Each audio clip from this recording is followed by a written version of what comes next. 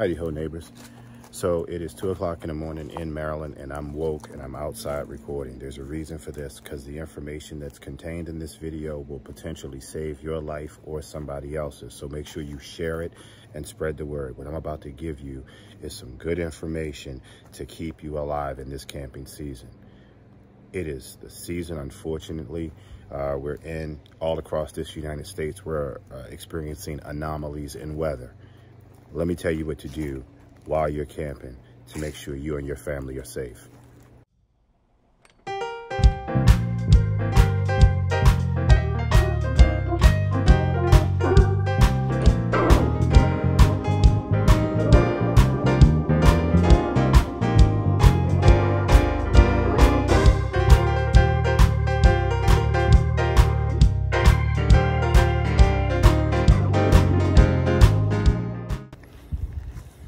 All right, so we got through the intro. Thank you so much. Please subscribe.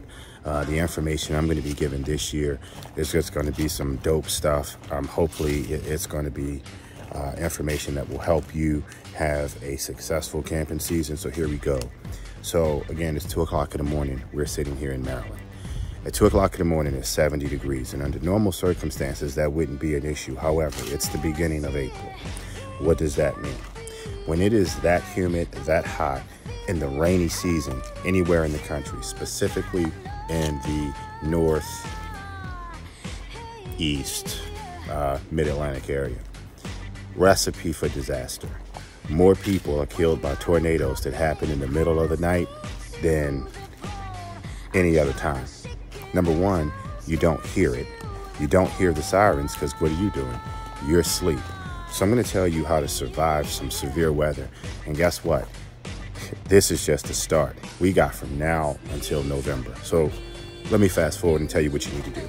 First thing you need to do is you need to go to Walmart and invest in one of those little weather radios. The weather radio is going to give you an obnoxious sound that will wake up the dead. That's why I don't have them in the funeral home. Hi. Anyway, that weather radio will emit a siren that will let you know that the area that you are in, that severe weather is imminent. And that's what you want. Now, tonight, what woke me up was the fact that A, I was sweating like a one-legged man in an ass-kicking contest. And two, I heard my neighbors' wind chimes going nuts. And I look outside and I see my flag beating the van. Well, that to me says there's a storm near. So I get on the phone, I look, guess what? My radio didn't go off. However, just to the east of me, 10 miles, they got lightning strikes. Hagerstown is getting brutally beat right now.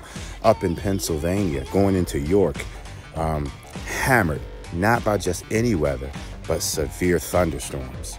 Well, why is that a concern?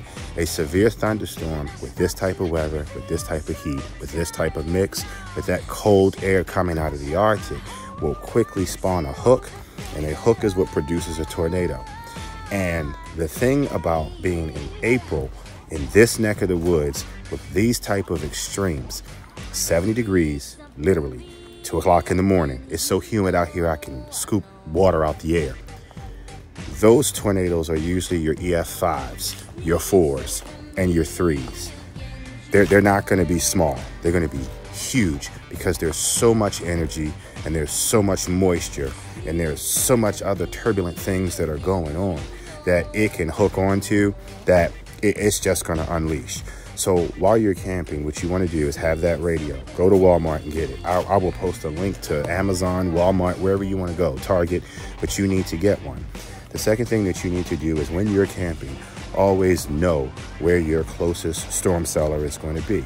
Typically, it's going to be a bathhouse. That's going to be the safest place for you to get.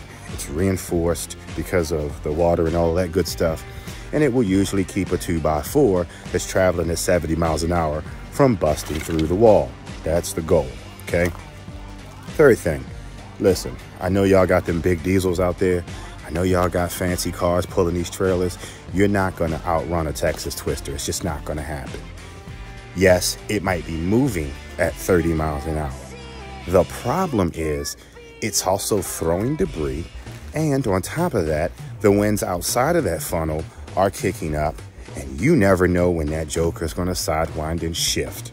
And if it does, you now find yourself in the path of a beast that could care less about you, your life, your family, or anybody else. So the best thing to do is to stay put and get into that storm cellar. So, weather radio. 2, common sense. Find your, storm shelters. 3, don't try to outrun it.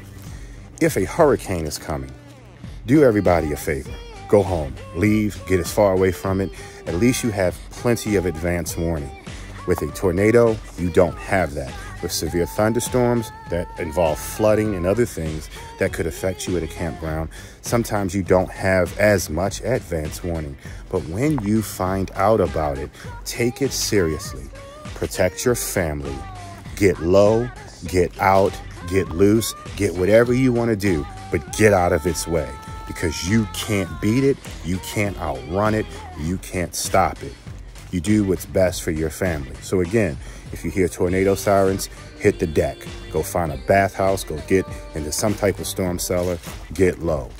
If there's flooding, if they're talking severe storms, if they're talking lightning, get inside. Please don't hang outside and be like me and be trying to film stuff. Don't do that. That's dumb. Leave that for King of Crazy and the guys out there that do that for a serious hobby or professionally. That radio, that weather radio, is going to save your life. They're going to have important information that you're not going to get fast enough on Facebook. Please understand, that radio is going to have information that you're not going to be able to get in the event of a power outage. Because if a power outage happens and there's no backup system on the cellular side, you can forget Facebook, Twitter, TikTok. Pretty much, they're done. You're not going to be able to do anything with those. So make sure you do that. Lastly, and I can't stress this enough, have a plan written down in the event of an emergency, so somebody will know who's camping with you, an emergency contact away from the campground, so that somebody can get in contact with somebody if something happens to you. And make sure you have it somewhere where it is accessible.